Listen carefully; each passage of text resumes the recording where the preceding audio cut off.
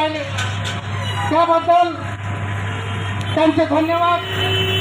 आणि त्यांचे महात्मा ज्योतिबा फुले यांचं हे द्विशताब्दी वर्ष म्हणून साजरं होत आहे।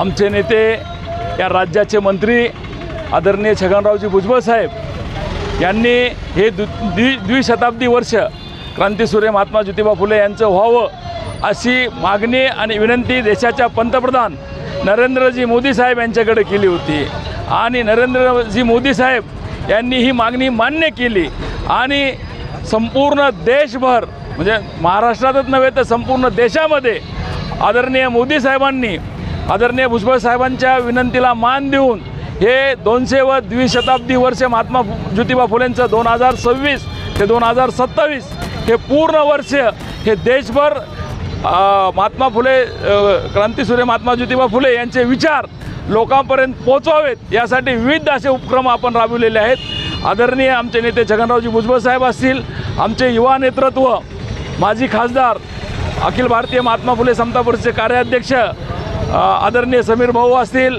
आदरणीय आमदार पंकजभाऊ भुजबळ असतील, या दोघांच्या संकल्पनेतून आज हा भिडेवाड्याची या ठिकाणी जी संकल्पना त्यांनी उभा केली आणि हा जो रथ तयार केला या ठिकाणी क्रांतीसूर्य महात्मा ज्योतिबा फुले यांच्या द्विशताब्दी वर्षानिमित्त हा रथ भिडेवाडा ही जी प्रतिकृती तयार केलेली आहे ही संपूर्ण महाराष्ट्रभर या माध्यमातून फिरणार आहे आणि देशभर म्हणलं तरी वर्षभर हा कार्यक्रम या ठिकाणी राबविण्यात येणार आहे।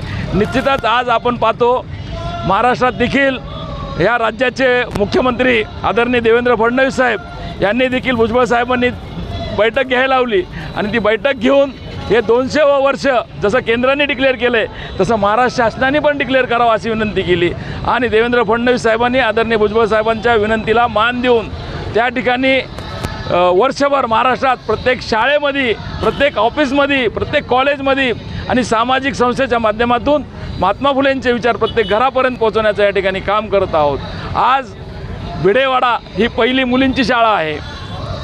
ज्या क्रांतीसूर्य महात्मा ज्योतिबा फुले असतील, क्रांतीज्योती सावित्रीबाई फुले असतील यांनी पुण्यामध्ये भिडेवाड्यामध्ये पहिली मुलींची शाळा केली।